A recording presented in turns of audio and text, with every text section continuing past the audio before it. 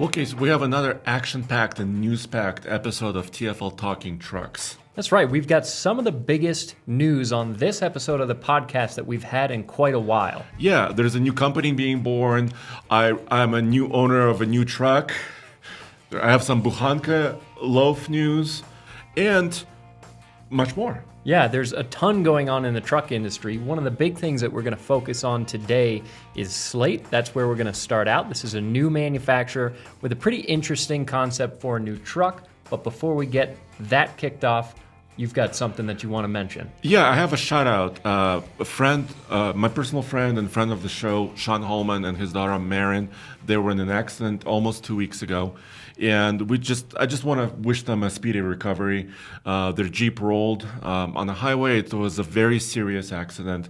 But they gave us a couple of updates. They're recovering. Yeah. Both of them had different injuries, but also broken backs were involved, which is something you never want to hear. No, it's never something that you want to see, and it sounds like you said, that there's been progress in their recoveries, so we wish them the best. Yeah, so thank you. So Truck Show Podcast is what, Sean Holman has been working on for many, many years. So Sean and Marin, here's a shout out to you. So now, let's switch gears. And I normally would call this segment Rapid Fire News, but this is not rapid because we need to go a little bit deeper. Yeah, our first news segment is going to be a little bit more lengthy because there's a lot to talk about. We actually have information now, a lot of the details and specifications about this new Slate truck that's been rumored a lot. We've seen some spy photos of it and heard a couple tidbits of information that was unconfirmed at the time. But Slate has actually put out a release on some of the real specifications and numbers that they're aiming for with these trucks. Yeah, and they're actually, they just had an event in California, and our man Nathan was there. So we have a lot of information about the Slate truck, including Nathan's in-person impressions and actually showing you the vehicle. But here, it's so cool, and there's also kind of a cosmic coincidence because I was just listening to our podcast, your podcast, Carish. Yeah. Which is an amazing podcast. If you haven't listened to Carish yet, you should definitely check out Carish. And you, Tommy, and Mary were discussing some of the things you want to see in new vehicles and some of the things you don't want to see in vehicles. And Tommy had a couple of, I don't agree with most of Tommy's ideas. No, Tommy had some controversial, some strange ideas, but we were all tossing around different things that we thought would make for a better modern car, and a lot of that revolved around simplicity and affordability. And interestingly enough, some of the things that we were talking about are true of this Slate pickup. So if we look at the interior here, you'll see hand crank windows. Yes. Which is pretty cool. That's kind of old school. This does have power locks, though, which is nice. We have a newer Jeep that has manual locks. Yeah. And if somebody else is getting in the car with you, running around to unlock the door or reaching across to do that is a little bit of a pain. That's really old school stuff. So the power locks are nice. Yeah. But a very stripped down, simplified interior here. Exactly. And like Tommy was mentioning, why not add just a device, a phone or a tablet docking station in your vehicle so you're using basically the technology in your phone? And the Slate pickup truck offers this. Tommy also wanted little buttons for a little warmer, a little cooler. Well, it's not quite buttons, but they're very simple knobs and very simple controls on this new Slate truck. Yeah, it's very cool. Very old school HVAC controls that are just dials that make it very easy to operate. And like you said, and like Tommy was saying, a dock for your phone instead of a ginormous screen in the center of the dash, which is something that a lot of us have wanted to see. One thing that will be interesting, though, all new cars are required to have a reverse camera. I'll be interested to see how they integrate that, maybe into the phone as your or maybe into screen. the reverse mirror, the central mirror. Yeah, I would imagine it has to probably be built into the vehicle's own hardware, because if you leave your phone behind, then you wouldn't have a reverse camera, and that wouldn't work. That would not be legal, actually. But what's interesting, too, is if you do want a dedicated screen for the truck, they're saying that as one of the many accessories you'll be able to get for these Slate pickups, you could get a dedicated tablet to act as the screen. And if you look closely where the phone is mounted up, it does appear that you can go in and mount some different systems to that little rail depending on how you want to configure it. Exactly, and this is the whole beauty of the Slate pickup. And by the way, we wouldn't be spending so much time on this company and this concept and this vehicle if we didn't think this was real. And this company is a startup, and we've seen many startups fail over the last couple of years. But this company has a lot of backing from very people with a lot of money. So people with a lot of money are throwing a lot of resources at this. Yeah, most notably, Jeff Bezos has put a lot of money toward this, as well as many other people. And we've also seen that there's quite a few people we're very familiar with in the automotive industry that are linked to this company, so that it seems like there's some real expertise behind this. Yeah, and the new CEO of Slate Company, Chris Barman, the company is now headquartered in Troy, Michigan. Mm-hmm. So this is very Michigan-centric. They're going to make this in the USA. They haven't exactly said yet. We don't know as of this taping exactly which factory they'll be using, but they're retooling a factory in the US. It is all electric, and probably a lot of you now are complaining about the fact that it's electric.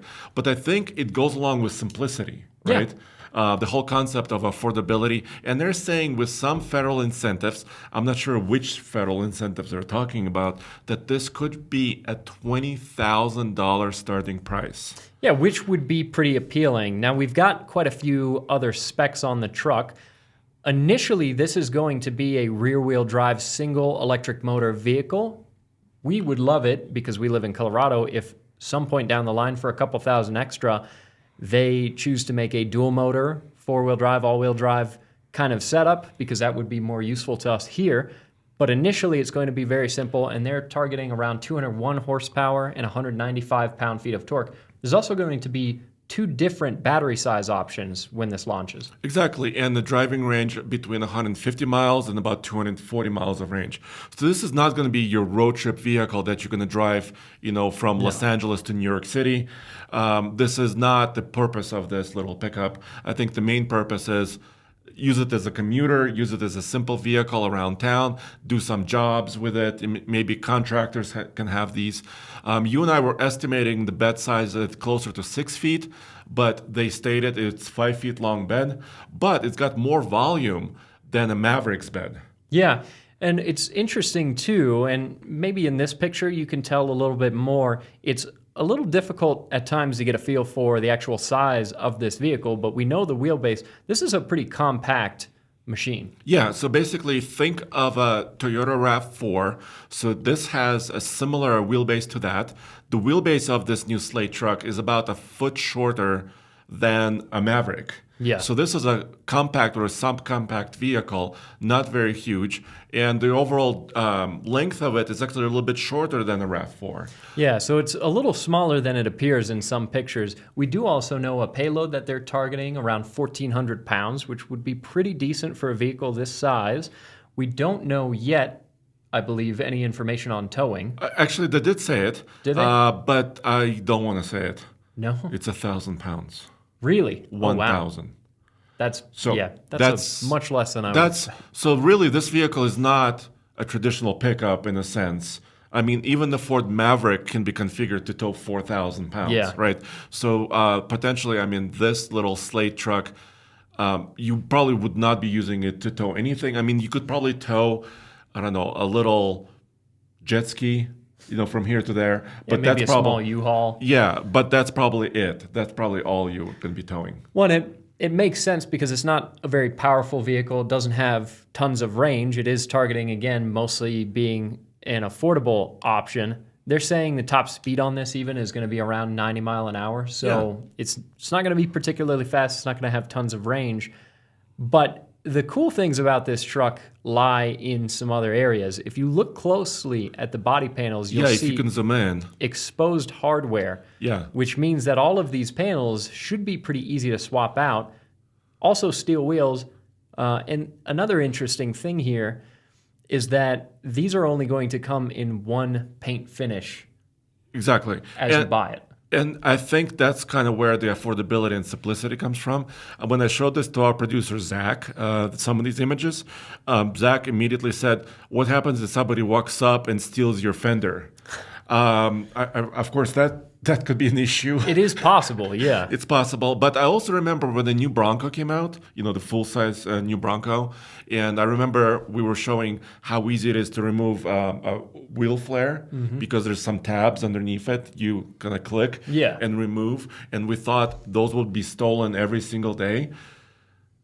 But thankfully, people are reasonable, Yeah, hopefully most people are actually not walking up to random vehicles and stealing weird parts. But it appears that this is a very modular vehicle, and it's one of the things they're targeting with these is they're saying over 100 different accessories you'd be able to get for this, some of which are really pretty interesting and exciting, so that you can equip this vehicle how you want it to be. But the very baseline version of it is going to be extremely simple. Exactly. Like you can see here, you can remove like the part of the grille, and maybe change a blinker, change a headlight. This does have a frunk, about 7 cubic feet of volume in the frunk, which is equivalent to what a Cybertruck frunk area size is. But for example, an F-150 Lightning electric truck has double the volume in the front. Yeah, so this is a much bigger vehicle. Yeah, it's much bigger, much heavier, much more expensive vehicle. So, and they're also saying you'll be able to buy like different wraps. So if you want to change colors, you could do that. And actually, Cole has several, right here. So there's a couple of examples where you could change like the way the wheels look, the way the side panels look with different green or red colors. So it could be really quite interesting. Yeah, which makes it very cool. So there will be some room to personalize it if that's something that you want to do. Should we tell the most interesting accessory? Yeah, we have to go there now. So a lot of people might be wondering, well, who's going to want to buy a two-seater, a single cab pickup truck? But they are showing us an accessorized SUV version. So think back to Blazers and Broncos from back in the day. Like S10 Blazers. Yeah, where you had a cap that would go over the back of the vehicle. And it even looks a little bit like some of those classic 4x4s. Yeah, it has a feeling of a like old school Bronco or Jeep Wrangler, some sort of maybe even an FJ40 from some angles, maybe a tiny little Humvee. Yeah, right. It has all those kind of stylish, which makes me cues. Want them to make a four-wheel drive version of it even more, because they are showing several of them with a more aggressive tire. Yeah, all-terrain tires, removable doors. What is happening here? Yeah, so this makes it even more exciting, and it's not like they're just haphazardly putting seats into the bed of a truck. They're saying that there's going to be many airbags. I think 8 airbags is what they were saying. Roll bars, all kinds of crash safety and those kinds of systems to make this a safe vehicle to actually put people in the back. And a legal vehicle to sell and drive down the highway on the road. And so it's not clear to me. Maybe Nathan can help us with this with his videos. So check it out at alltfl.com. I'm not sure exactly how you remove the bulkhead behind the cab and how you integrate that, with the seats and stuff. Or we also don't quite know right now how much it will cost to convert a pickup truck into an SUV. Yeah, we don't have information on the cost of any of the accessories, the things that you can add to obviously increase the price, but also modify the vehicle such that it fits your use case. But they're still showing some really cool ideas. I love the one with the spare tire, full-size spare on the rear. Hanging on the back, yes. It just has the right look to it. It's got a very utilitarian, almost industrial kind of look, which is appealing to me. I'll be interested, too, to know what exactly the finish, if it's a traditional painted finish on these body panels, because typically that's what you vinyl wrap over, and they're talking about wrapping things. Yeah. So I don't know if they're going to use a specific vinyl, if this is going to have a slightly different finish on the body panels. We'll have to see. Yeah, wait and see. It was very super exciting. I wish I was there with Nathan, but unfortunately I couldn't make it. So lots of excitement here. They didn't quite state exactly when production will start. There were some rumors, a week or two ago, that we could see a production version of this at the end of 2026, which is a year and a half away. Yeah, that's an aggressive timeline. Yeah, and this is very important because we'll be talking about our other news items here on our list. Basically, every manufacturer that I can think of, including Ford, even Nissan, Ram, Kia, they all are bringing little pickup trucks to the market within the next couple of years. And Slate wants to kind of preempt that, it feels like. Yeah. Like actually enter early and maybe steal some sales. And it would be very successful and would make a lot of sense because we've seen a lot of people go for the Maverick. The Maverick has been a really big seller, so it seems like some other companies might be gunning for that category of small pickups. And my wife drives a BMW i3, which is a very compact electric car for commuting to work and back. She also, does some projects around the house, in the yard, in the garden. I showed her images of this. She was pretty excited, actually. I was surprised because I was expecting her to kind of discount it and say, oh, you're just another truck you're talking about. But she was actually kind of excited about this. Yeah, so who knows? It could be good. Well, it'll be really interesting to see this company bring this vehicle to market, what kind of timeline it takes, because bringing a new vehicle manufacturer out is a huge undertaking. And it's a risk, right? Yeah, But it seems like, they have the right people, it looks like, and we recognize some names. Some of the engineers on the team we recognize from other companies in the automotive space. They have a lot of backing from, a lot of money being put into this. So hopefully they can make it work. Yeah, it's got a lot of potential. All right, let's switch to the next item. This just came out a couple days ago, and this has to do with Nissan Frontier Pro. When I saw this name, I was like, and I saw the look of this pickup truck, I immediately stopped and wanted to learn everything about it. Yeah, and many of you out there might have seen the news around this because there's been quite a bit of buzz. This is essentially a Nissan rebranded Chinese truck, but it's got a very interesting powertrain and some interesting features. It's a plug-in hybrid. Yeah, and also very interesting styling because we know what Nissan pickup trucks have looked like in the past. Yeah. Because Nissan sells the Nissan Navara or the NP300 pickup trucks around the world, including Mexico, and every region basically. But this has a new design direction. Like when you look at this little pickup, I think it's quite interesting. Yeah, and again, interesting powertrain. It's a very small displacement, 1.5 liter? Yes, it's got a 1.5 liter. It's basically a plug-in hybrid where it has electric driving range only, about 84 miles on a Chinese test cycle. So first of all, this vehicle is meant only for China. Yeah. But the reason why I put this on our list for news is because, first of all, it's called Frontier. Yeah. They could have called it Navara. They could have called it any number of names, but they didn't. They called it Frontier Pro. So they're kind of playing around with that name. And also, the CEO of Nissan said that the United States will be getting an electrified version. He didn't say which one, but an electrified version of the Frontier in our market as well. And that Frontier is almost certainly not going to be this one because of trade and tariffs between us and also China. Design of the chassis itself and all kinds of elements. This is not going to be the truck that we're going to get, but it does sound like there will be certainly a hybrid electrified version of the Frontier, which is interesting because the Nissan Frontier is one of the more old school midsize trucks on the market. It's still a naturally aspirated 3.8 liter V6, which I think is one of the things that it actually has going for it because there's a lot of people out there that aren't excited about the four-cylinder on the new Tacoma, even though the new Tacomas are selling pretty well. Yeah. And a lot of people don't like seeing all these downsized engines. The Frontier still has a very traditional naturally aspirated V6, but it sounds like they are going to at least have a version of the Frontier that's going to move in the direction of being electrified. But I think Nissan kind of needs this.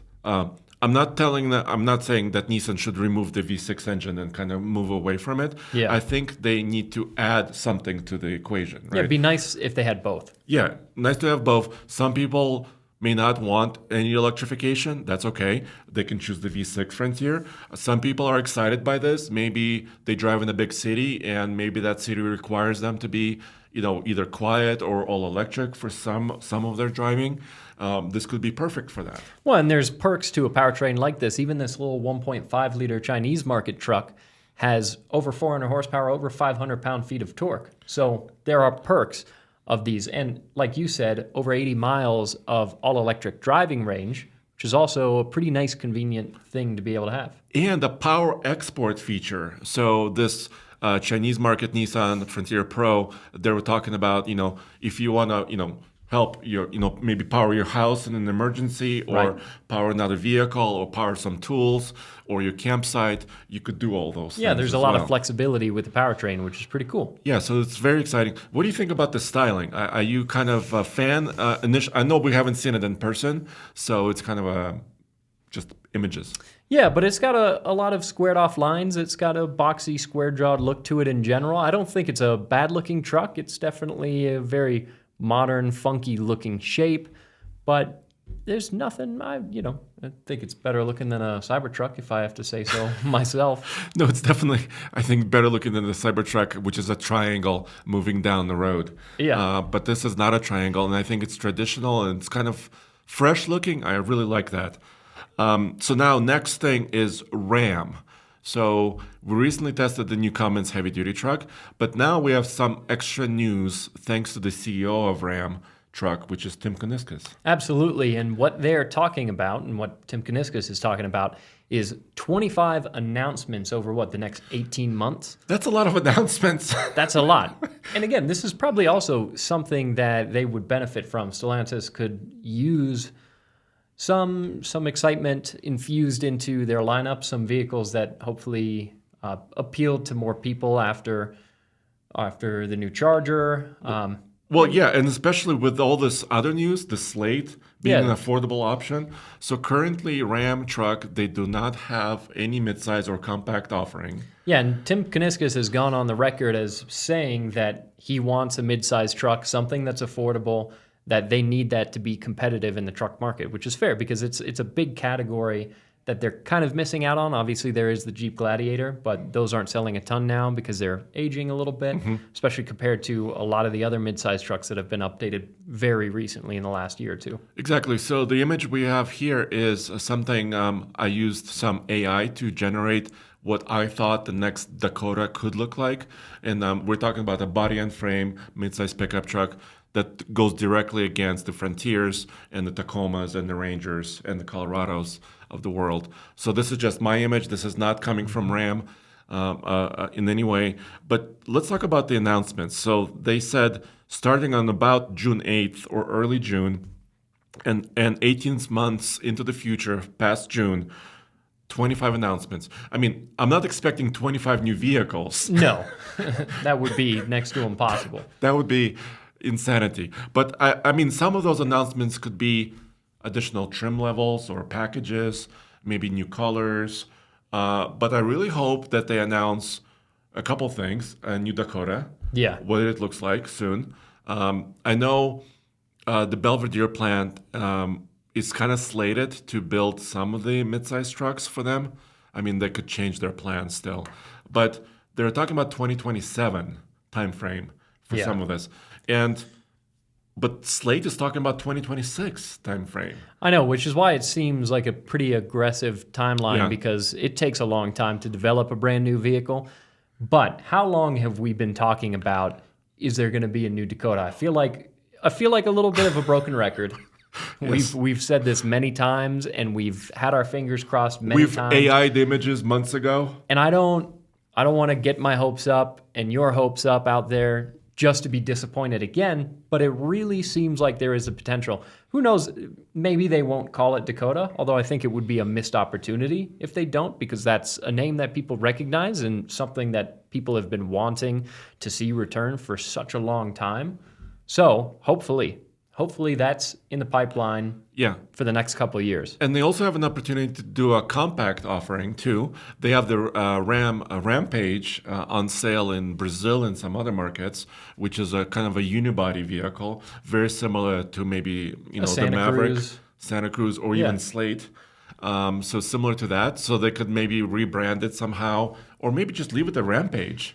Yeah, but mean, that's yeah. got to be separate from the Dakota. Yeah. Yeah. I want to separate those two, definitely separate vehicles. But I'm hoping 25 announcements, maybe another announcement would be a Rampage announcement. But I also want to see an announcement for a regular cab, two-door, two-wheel drive Ram 1500. Yeah. So they got rid of the classic lineup, right? They used to have the classic Ram 1500 classic lineup. That's gone. They stopped building them. but they have no offerings for work trucks. I mean, very simple two-door work trucks. Yeah, which means that anything out there that you could buy in a Ram 1500 is on the slightly pricier side. We used to have a pretty affordable Ram Classic, or 1500 Classic, that was single cab, had, not an 8-foot bed, but a slightly longer bed. Yeah, the 6-foot, 4-inch bed. We called him Stubby. Yeah. But he was four-wheel drive, work truck, very simple truck. I mean, yes, they do heavy duty two-door pickups, but those start at like $46,000 or so. Yeah. So yes, Ram of course has two-door offerings in the heavy-duty space, but what about $35,000 or $30,000? And at least in the discussion of the midsize truck that Tim Kuniskis wants them to be able to offer, he talked about wanting to have more affordable trucks. So hopefully that also bleeds into the full size and the heavy-duty trucks from Ram as well. Exactly. So cannot wait for June 8th or whenever this date comes. Cannot wait to hear more from Ram. And by the way, we did a lot of testing, like we talked about in the previous episode, of the new heavy-duty pickups trucks. I'm still working on getting a dually. It's actually not going to be as easy as I was thinking. Yeah. Because it's getting a little bit harder for us to get a loaner vehicle that we actually can tow with. Because the dually trucks aren't easy to move cross-country, so it's the kind of thing where we could fly out and pick one up and drive it back here to Colorado to do some testing with, but that's also a big commitment. Yeah, and it requires time and, everything, resources. So we're still working on that. Yeah. I still really want to do, and because that's what we've done in the past. I mean, we do really heavy tests to show you what these trucks are capable of. Yeah, some big ike gauntlets. I'm talking about like 30,000-pound trailers. Yeah. So we're still working on that. So please be patient. Get you and Mr. Truck out there on the ike. With our cowboy hats. With the cowboy hats, cowboy exactly. Boots. Yes, exactly. So I wanted to mention Kia here as well. I was just in New York for the auto show, and I did not see this.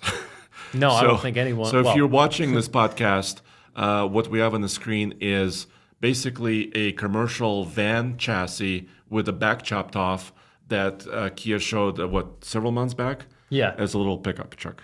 Yeah, so what the news is here, obviously everyone's been talking about the Kia Tasman quite a bit recently. A slightly controversial design, but a very interesting truck. One that we know is not going to be coming here to the States, but it does sound like Kia has confirmed that they are going to bring another truck to the States here. Of course, which will be electric. On the Hyundai side of things, there's the Santa Cruz. Yeah. But the Kia truck that's going to come here will be electric. We don't have real concrete information about it beyond that. Exactly. So there's some spy shots of a Kia prototype that kind of looks like the EV9, so their big SUV with the back chopped off. So there's spy shots of that. There is also this information, basically a commercial-based pickup truck, which could be two-door, could be a crew cab potentially. I mean, it could have various configurations. They also called it the PV5 pickup truck. But the reason why I brought up New York is because Kia has announced several things at New York Auto Show. They also had that camping concept van, the MP5 Weekender, lifted electric van with... Roman and I did a video of it from SEMA, which was a very popular video with their Kia Weekender, it was called. Fantastic van. So if they use this chassis, what do you think? Should they go more mainstream with like an EV9 look, or should they go a little bit more commercially utilitarian way with this PV5? It's a tough call. I do like the fact that it seems like they are targeting a slightly more rugged vehicle as much as is possible with an electric platform. The van that you guys checked out is very cool, and it makes sense that this was a popular video because there's been a lot of news and buzz around not only this van, but a few other vans that have been that have been shown at some different auto shows, concepts where you could have a kind of a rugged camping van setup. So definitely the van life world is still very much alive. I just like the unique ideas. Like they have a slide-out drawer-style door on the driver's side. They have a sliding door on the passenger side. They have a pop-up tent on top, combining a lot of elements from the past and also from the future. Some of their design elements. So it seemed very innovative. And also, when I look at Kia, Hyundai, and Genesis, those are the brands of the Hyundai group, they have a fast pace. Like when they say the new Palisade is coming, gosh, within the year, you could see it. It's an auto show, and then it's going to be on sale in a few months. So they have a very fast pace of development. And if they maintain that pace, we could see this within a couple of years. Well, and they're also definitely, as a company, they're willing to take risks. We've seen that especially on the Genesis side of things with styling, interior, design, color choices. They're willing to go outside of the box and try something a little bit new. And usually when we see concepts like these, they have a lot of really cool features that don't make it to production because it's either too expensive to do or it's impractical, or maybe somebody along the way just decided that it was a little too weird. Mm-hmm. But if they take the same mentality with building a truck or building a van that they have with Genesis, where they're willing to take a little bit of a risk, then we could end up with some really cool, unique vehicles. Look, it also has a phone holder inside the steering wheel. Tommy would be so excited to see this. Yeah, I'm not sure. That? Is that a good idea? I think we're trying to put the phones away from our faces when we're driving, right? Yes, I'm sorry. Yeah, but there are some definitely interesting concepts with this van. If they could do some of these unique creative things, even just as far as the styling, but with the functionality, that would be really cool. They could potentially come up with a pickup that would be very interesting. It's just a question of whether the interest is there in an EV pickup truck. And I think that's going to be the biggest battle for the Slate truck to fight, because there's a lot of very new and unique things about that Slate truck, things that make it very appealing, the price, the modularity. But if people are just too opposed to driving an electric truck, then that's going to immediately take it out of the running for a lot of people. And also, like, when you don't recognize the name. Slate is a brand new company, right? If this was called a Toyota Slate or a Ford Slate, I mean, you have a legacy company standing behind it. And so what we saw with some of the other startups recently, like Fisker, for example, or Bollinger, or Nikola, or any others, you kind of have to be a little bit skeptical, right, at first. For sure. And then kind of seeing where it takes you. But there's still always the potential. You look at Rivian, and especially around here, around Colorado, we see tons of Rivians. So I think if you're able to make an interesting and appealing enough truck, it will get to people even if it is electric. And also, especially with the Scout that'll be upcoming, because that has a range extended option, that has made it appeal to a lot more people. I don't know if that's going to fit in line with what Slate is trying to do, because they're trying to make it affordable. And if you have an electric powertrain and a combustion engine, that's just immediately going to ramp up the price. There's no way around that. So a lot of electric pickups that are still being planned out for the future, or electric or electrified. Yeah. We'll have to see how much interest there is. And by the way, going back to Ram just for a second, some of their statements they've made about the upcoming midsize pickup truck or any other vehicles is they're still calling it the multi-energy approach. That basically means either gasoline, maybe diesel even, for heavy duties, right? Hybrid or electric. So Ram is not saying, we're going to be all electric very soon. They're just saying we're going to have choice. Which is a good thing. Yeah, choice is always a good thing. If you've got options, you can pick the one that you want. Exactly. And you brought up Scout. Thank you, because that's another new company, but it's backed by VW. Yeah. Right? And they have a collaboration with Rivian on some of the architectures and like the electrical architecture and some of the software that's behind it. I was actually in New York speaking with a head of Volkswagen brand North America, and of course, he was pretty clear. Scout is a separate company, just within the same, it's not even with the same umbrella. It's just that VW is backing Scout as a separate company. Yeah, so they seem to have a fair amount of independence from BMW. It's also worth repeating that these Scouts are not just reskinned Rivians. They're mechanically very different from the Rivians. They do have a little bit of a similar profile and shape, but and it's bringing a classic name back too. Yeah, which is cool. Yeah. And really the coolest thing about these, the range extender is awesome because you can potentially have some of the best of both worlds in your features and your practicality. But the underpinnings of this goes along the same lines as the name that it invokes, because these are body on frame, got solid rear axles. They're talking about mechanical lockers, a lot of things that at the moment we don't have in electric pickup trucks. Exactly. And also, speaking about some of the details of the Scout and also the Slate, Slate in their press release said that they have a very unique rear axle suspension design. I think it was called Dion, which even after 14 years in the industry, I haven't really focused on that or heard much about it, which is kind of like this coil sprung system where there's a motor driving the wheels, but there's also kind of a trailing solid axle behind it. We don't have an image of that, unfortunately, but Slate is kind of introducing that. Scout is introducing a solid axle in an electric truck. Yeah. So there's a lot of different options that are coming. Yeah, which is very cool.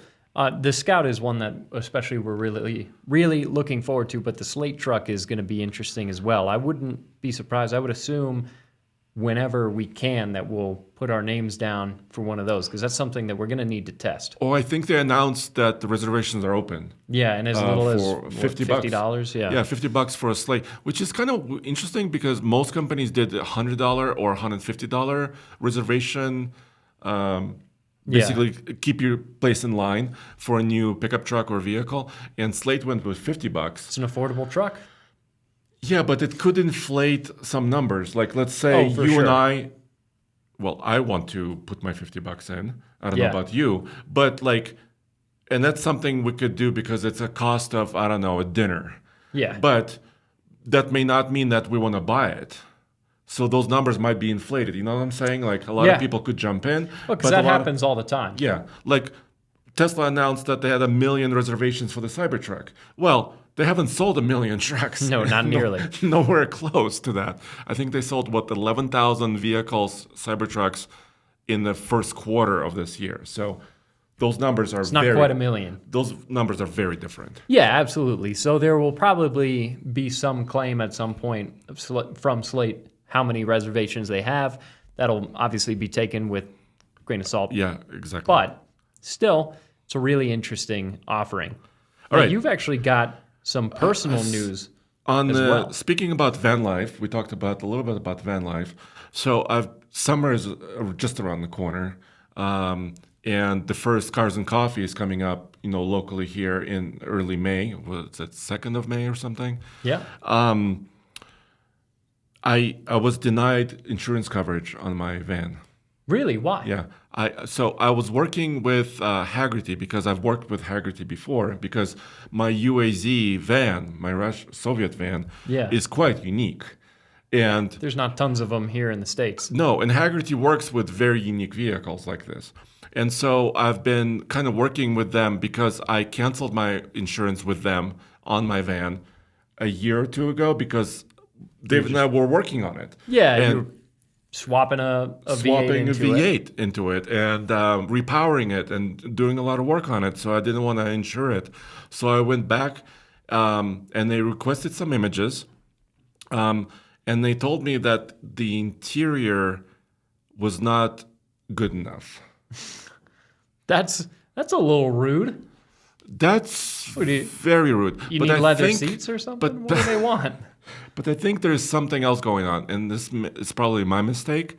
Maybe because I told them I wanted to insure it for either $20,000 or $25,000 of vehicle value. Yeah. Because I don't have a value.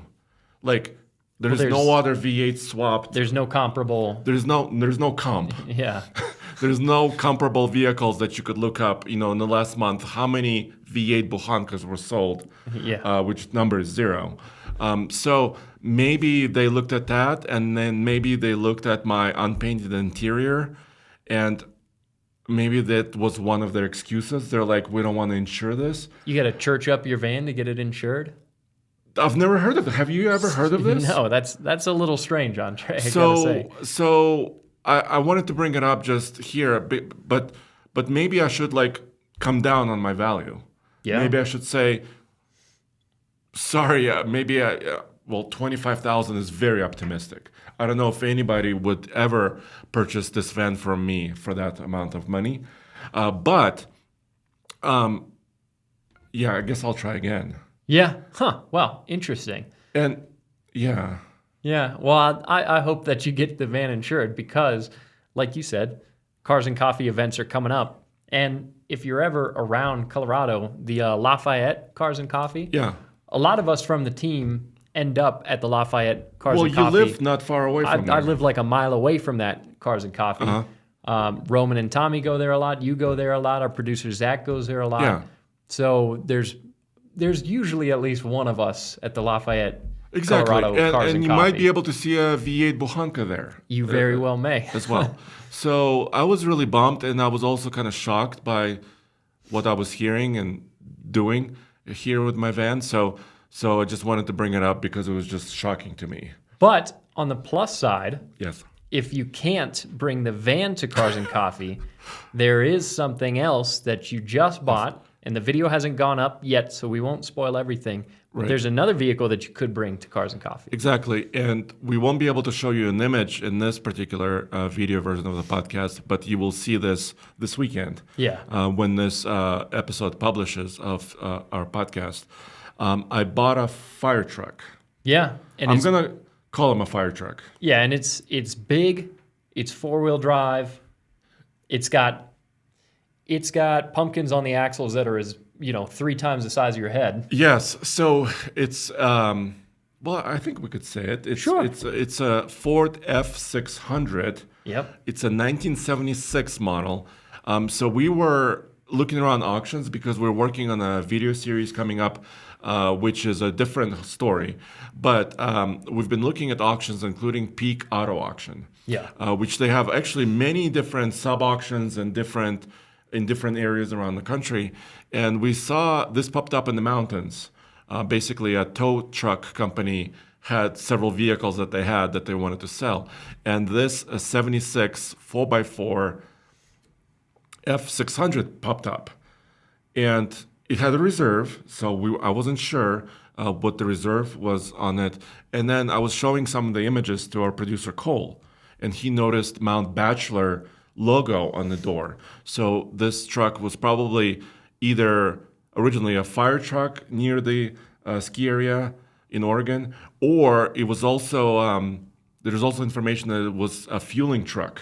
Yeah, so it actually brought fuel. It might have started out as a fire truck and then ended up being a refueling truck for the ski resort, Mount Bachelor, which is pretty cool. And it's a really cool rig. You've got big military axles, divorce transfer case, got a V8.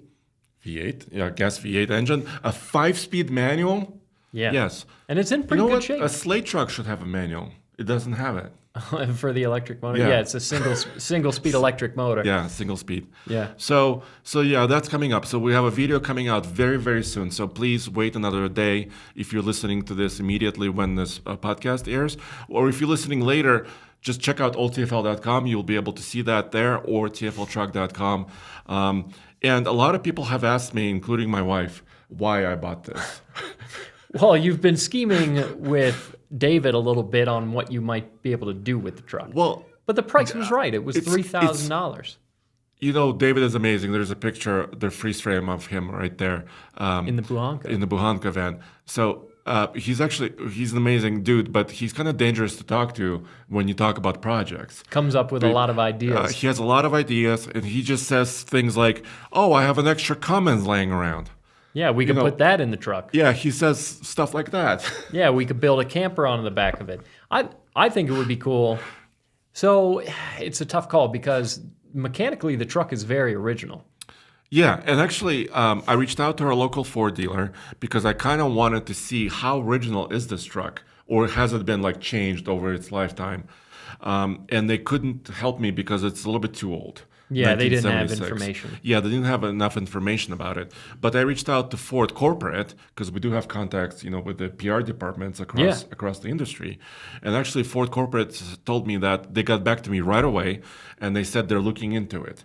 So it seems like there's a lot of excitement over there as well. Yeah. Because a lot of these trucks were two-wheel drive. They're delivery box vans or box trucks, delivering goods, or it's not quite a semi-truck. It's just more of a local delivery type of vehicle. Yeah.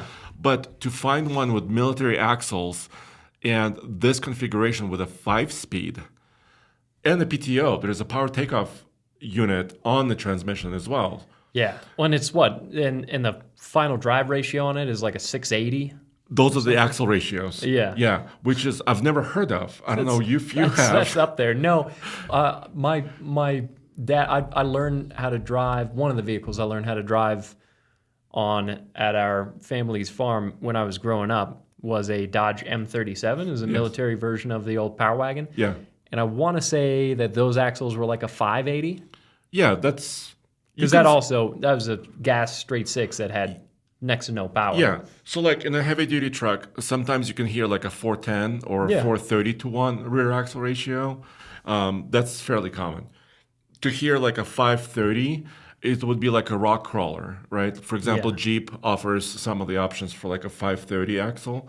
Semi-trucks could have like 580s, like you said, or different types of axles. But to have a 680? Yeah. This thing... Andre just keeps up in the figures. But there's a theme here I've realized. After I purchased this, it wasn't very expensive. You can see the video about it. I've realized that there's a common thread between the Buchanka van and this F600. Solid axles? Yes. Slow? Slow. Very slow. So I tried a top speed run in this Ford, and I think I reached 42 miles per hour. That must have been harrowing. I can only imagine. Isn't your power steering leaking too? And your brakes are a little grabby, and the transmission kind of shifts. Everything's fixable. Oh yeah, everything's fixable. So anyways, there's a theme here. It's another vehicle I cannot drive on the highway yet. That's 4-wheel drive. Yeah. But super cool. Well, right? It's what we're known for, is buying a lot of practical stuff. Yes, very practical. Like Land Rovers, old Land Rovers. Yeah, because I got a $3,000 Land Rover and put a $5,000 motor in it. There you go. So anyway, on that note, I guess we can close this episode. Yeah. Number 277. I was looking this up, so we're moving up there. Wow. Yeah. There's a lot of recording of us blabbing away on the internet, huh? We apologize. If someone needed to AI our voices, they would have plenty. Oh God, yeah. Yeah. We don't even have to do this podcast anymore. No. People basically know everything just about us. Put in a prompt. Yeah. Please talk about the Ram Dakota. Yeah, ramble about the Dakota and the slate truck. And you could hear our voices. Oh gosh. No, we're not that advanced. No. We'll just keep recording it the old-fashioned way. Yeah, and if you guys continue to listen, we'll keep doing it. But if you won't listen, then I guess we won't. Then we'll go home. We won't. All right. Well, thanks for joining us. Like we said, there's a lot of news happening. And also, if you want to learn about some SUVs, we have a Lincoln Navigator video out there. Ian and I are going to a Ford Expedition event quite soon. So that's coming up as well. It's the upside of there being a lot of news is there's a lot of videos coming and up. We could test a lot of vehicles. Yeah, that's the upside. All right, well, we'll see you next time. Thank you.